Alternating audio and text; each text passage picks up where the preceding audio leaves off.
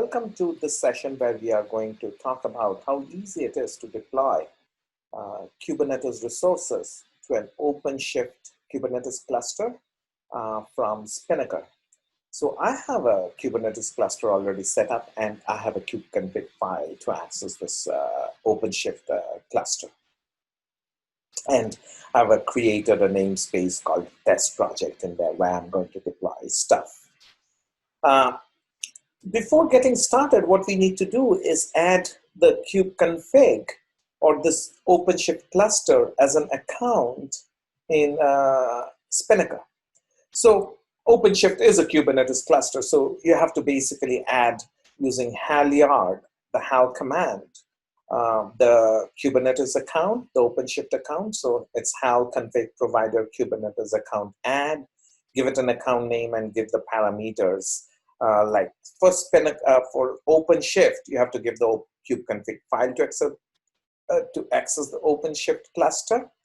And because of restrictions in Openshift, you should also provide the namespaces that you have access to. Otherwise, by default, it will try to go after all namespaces, which by default is restricted in an Openshift. So you should give the namespaces that you have access to. Now, after you do that, you do a hal deploy apply, which restarts the cloud driver and all that. Another way to configure is the use of external account configuration, where you store your configuration like crowddriver.yaml in an external source like Git.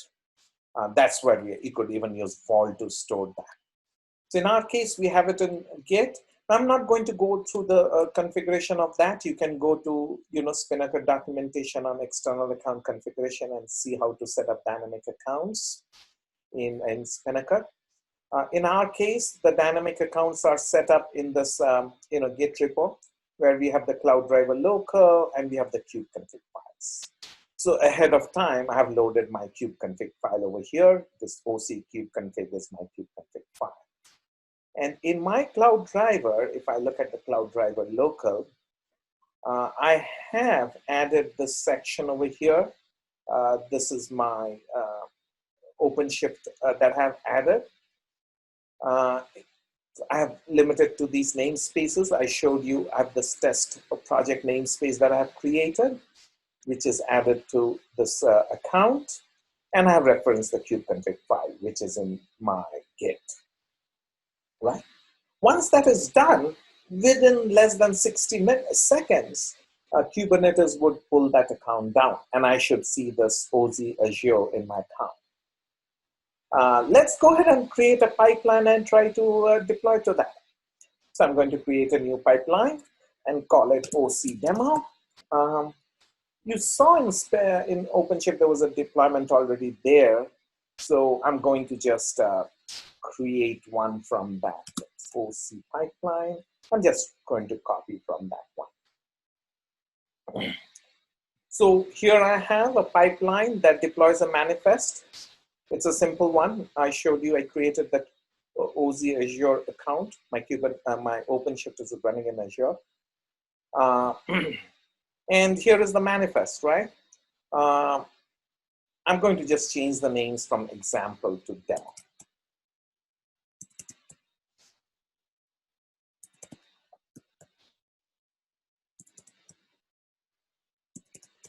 And I'm deploying the default Openshift, hello Openshift manifest. So, it could be any manifest that you can deploy. Like, you should basically make sure you can apply the manifest to Openshift. Once you do know that it can successfully deploy to Openshift, you can use it. And I'm not getting into the Spinnaker details of, it could come as an artifact, test, any manifest that can get deployed to Openshift, you can basically deploy. So let me save this file and try to run this pipeline, OC demo. And here is my OC demo pipeline. And I'm just going to try to start the manual execution of this. Okay, it started off.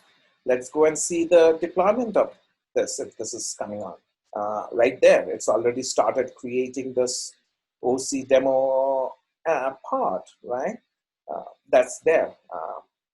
And, if you look at the logs, it's just started running, listening on 8080.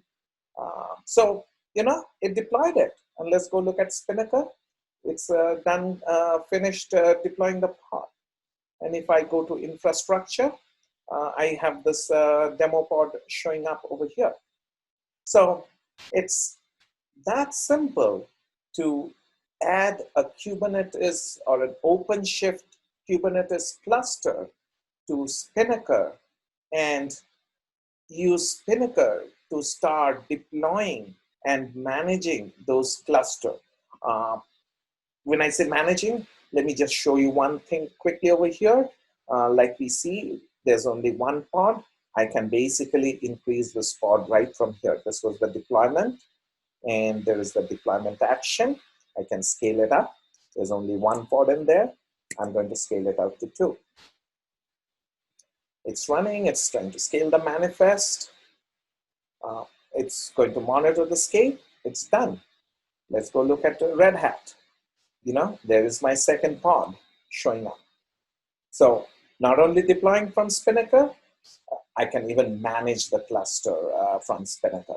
I can even look at the logs of the pods that are deployed from Spinnaker. Uh, you saw the console output from the terminal in OpenShift. I can even see that same log showing up over here. Okay. Hope you find it easy to add OpenShift to Spinnaker and deploy to OpenShift clusters from Spinnaker. Thank you. And if you have any questions, feel free to reach out to us.